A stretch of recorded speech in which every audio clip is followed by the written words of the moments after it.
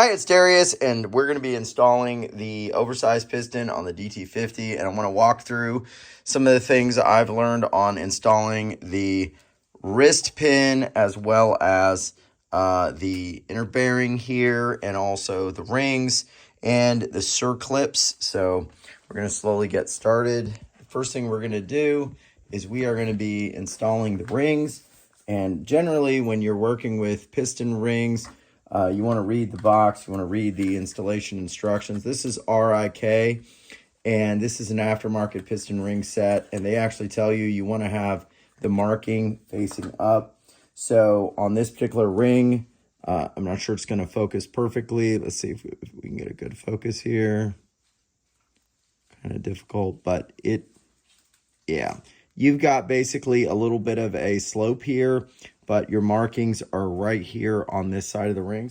Okay, so what we're going to do, we're going to install the first ring, and I like to start on the bottom because that way I don't have to go over the top ring. So I've basically stuck it in the groove here, and you'll notice, I'm not sure if this is coming through, but most two-stroke pistons will have a little pin that's been pressed in there. That will make sure that the end gap stays in that location and doesn't move around, because then you would lose compression. So I start there, and basically, as you can see, I've got it kind of worked around, and I'm going to grab the end here and I'm going to pull. Now, as I'm pulling that open, you're going to see I have to go over that first ridge, which I can do pretty easily as long as I keep it open. And if it gets stuck in there, don't worry about it. All you're going to do is now pull it over the ridge again. Can do this a few times if it doesn't work out, but I like to get my finger down there, and then I've pulled it over, and then I'm going to grab the other side and now drop it in. So you can see now it's in, and let me just double check real quick. I'm going to take a look at this.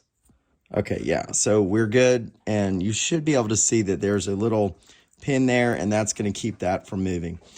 Other thing we want to do is you just want to double check that we have it in the correct orientation. In this case, they want to have the lettering on the top. So I'll stop the camera in a minute and I'll look at that before I actually go in and install the piston. So then I want to find the other pin, which generally is going to be pretty close, staggered from the other one. And they're always, from what I've seen, towards the rear of the piston. So you've got a pin right there. So we're going to start with that. And we're going to look at this. We've got the lettering on the top, or the number designation. And then we're going to find the pin again. There we are. And we're going to basically start right there. So we're going to drop that in there. And then we're going to work this all the way around. We want to make sure we get this in there. This one is the easiest one. That's the reason I'll do the bottom one first, because this one we don't have to go very far, and that just drops in. So now we know that we've got these rings in correctly. I'm going to stop the camera. You just want to double check and make sure everything is good. So let's stop the camera and then let's double check, and then we'll be right back. All right, guys, we are good. It's installed. Now what we're going to do is we're going to look for an arrow, and hopefully you can see this. There is always going to be generally an arrow for the front of the piston. If you're dealing with two strokes as well, you'll also see these windows cut.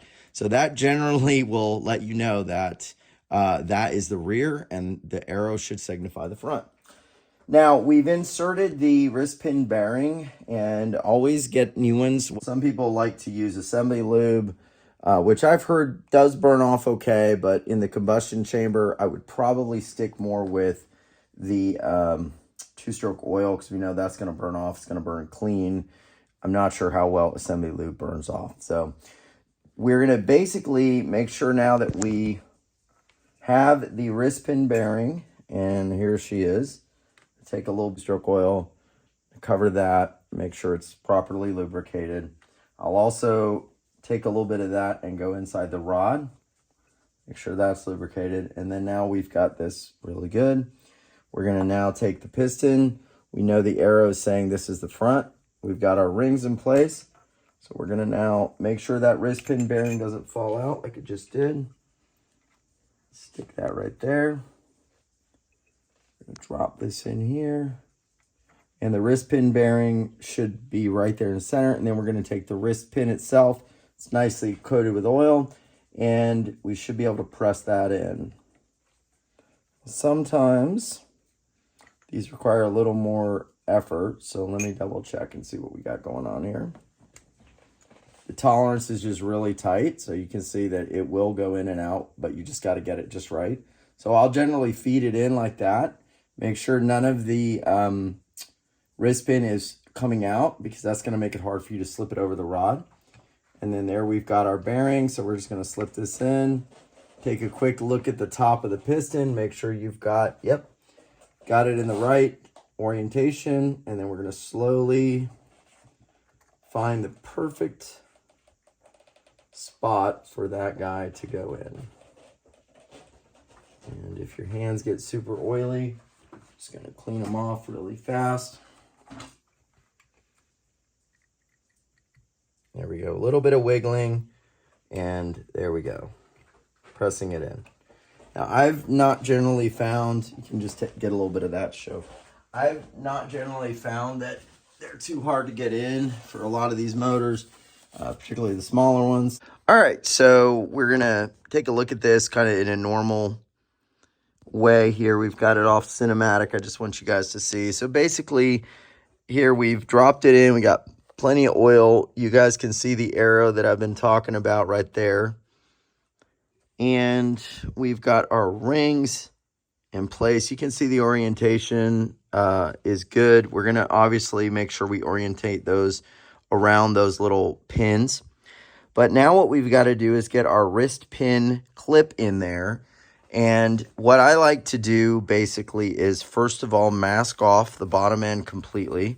That's why we've got this rag in there. I see a lot of guys doing this, and they have nothing, and the bottom end is open. And if you drop your clip in the bottom end, good luck pulling that out. And now you may have to go in and just reopen up your bottom end. So I actually like to get a big rag in there.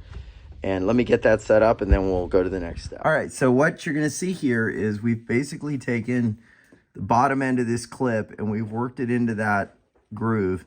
And now all we have is this end here. So we've worked this bottom end. Okay, so what we've done is we worked in this bottom ring, and then while this other bend was out, we basically took a screwdriver and we pressed that ring in.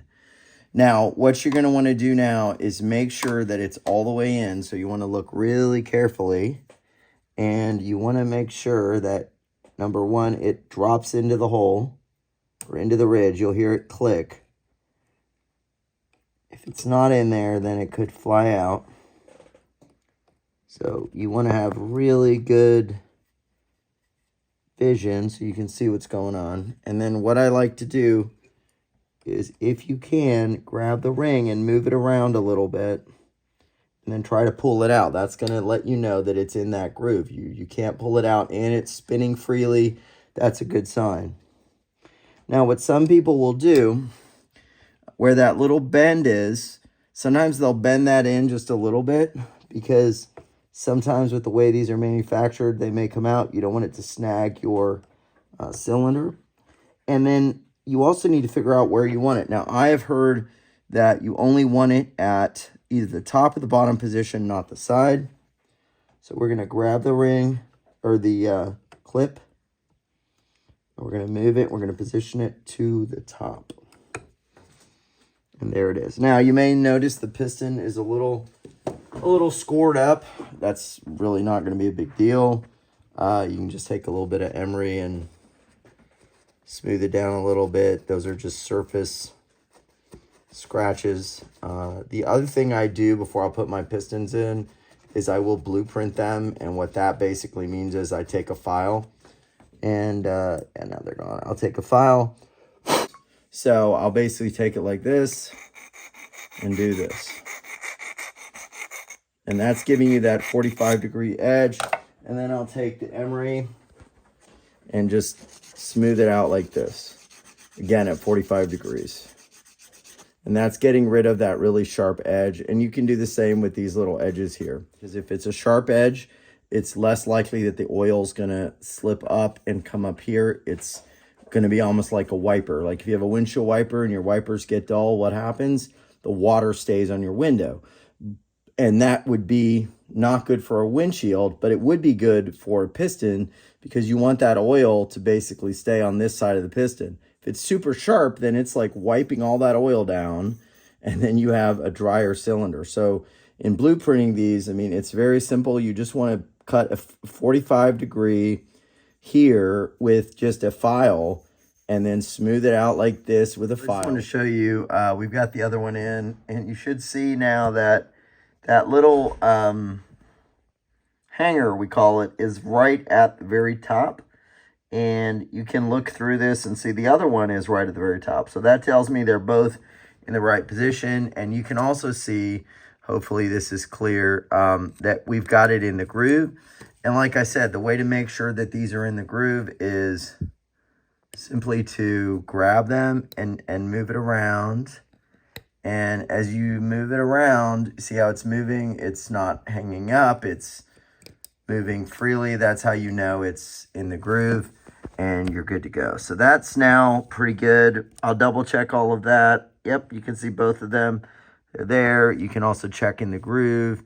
You can look. I mean, this is a pretty small piston, a 50, so I don't know if probably most of you are not riding 50s.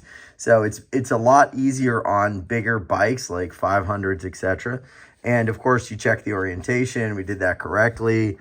We've got the arrow in the front. And the reason I like the rag is like I said, if I lose that clip, it can't fall in here. And look how tight this is. This gives me plenty of, you know, leverage, so to speak, to do the work I need to do. Hopefully you'll get to see this baby all done soon enough. Take care. We'll see you soon.